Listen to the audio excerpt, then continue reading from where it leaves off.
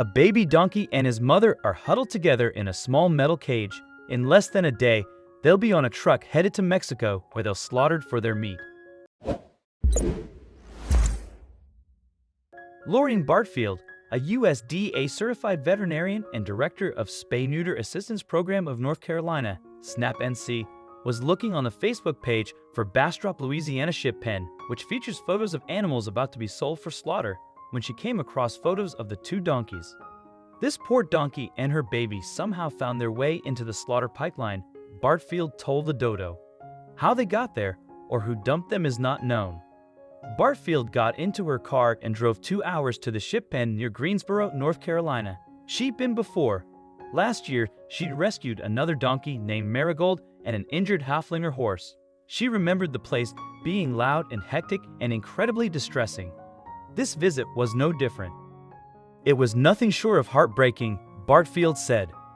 I watched as 46 horses and mules were loaded onto an 18-wheeler, headed for Arkansas and then Mexico.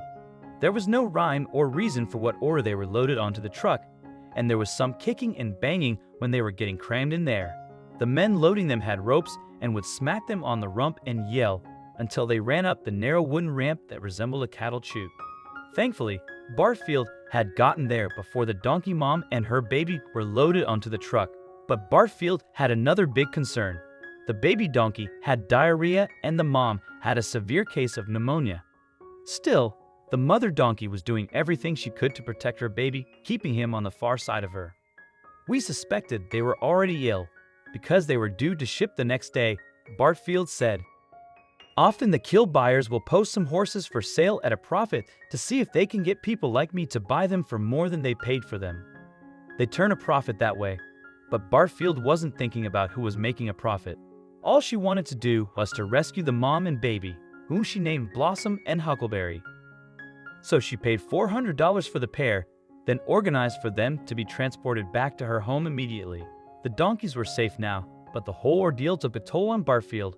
I had to pull over shortly after leaving with Blossom and Huckleberry to dry my tears so that I could drive on, Bartfield said.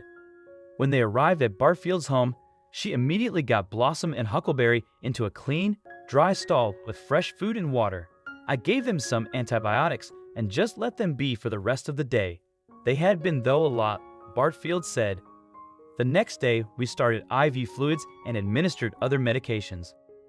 Huckleberry, who was only about 5 weeks old at the time, started to relax. However, his mom Blossom was still a bit nervous. Also, if you've not done so already, please subscribe to our channel and click that notification bell to get inspired by these animal stories every day. Now, back to the story. She was very sick but still ate pretty well, Bartfield said. It was a good feeling to see them both lay down that night in the clean, dry sawdust. The first time or two that I needed to take her by the halter, she would not let me get close, but I think she quickly realized we were just trying to help. Despite being sick, Blossom did her best to care for her baby. She was an excellent mom, Bartfield said.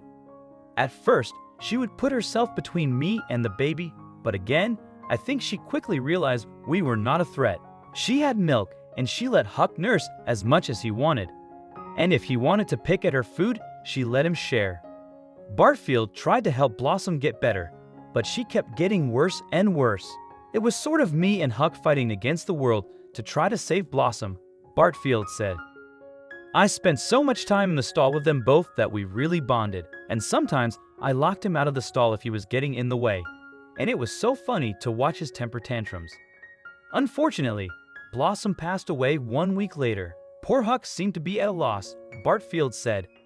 He wasn't calling for her, but he knew she was gone. He kept wanting to go back into the stall where they both lived together for that week. The first day, he just stood in one place, staring blankly like he did not understand. And he probably didn't. Now Bartfield was worried sick about Huckleberry. Would he die too, either out of grief or sickness? We watched him closely for days, assuming he would get sick too, but he never did, Bartfield said. We fought severe diarrhea for many days, but other than that, he stayed healthy. And with each passing day, Huckleberry got healthier and stronger. He's also started hanging out with Marigold, the other donkey Bartfield rescued from the same shipping pen. I can't say that she really likes him yet, but she does put up with his baby antics, Bartfield said. Besides following Marigold around, Huckleberry loves to eat, sleep, and get into mischief, according to Bartfield. His nose is like velvet. You can't help but to kiss it constantly, Bartfield said, and he is always up for a good scratch, anywhere. But you have to watch out. Horses groom one another and give nibbles as they do so, but Huck has not learned to nibble yet. He bites. But Bartfield doesn't mind the occasional nip from Huckleberry. She adores everything about him.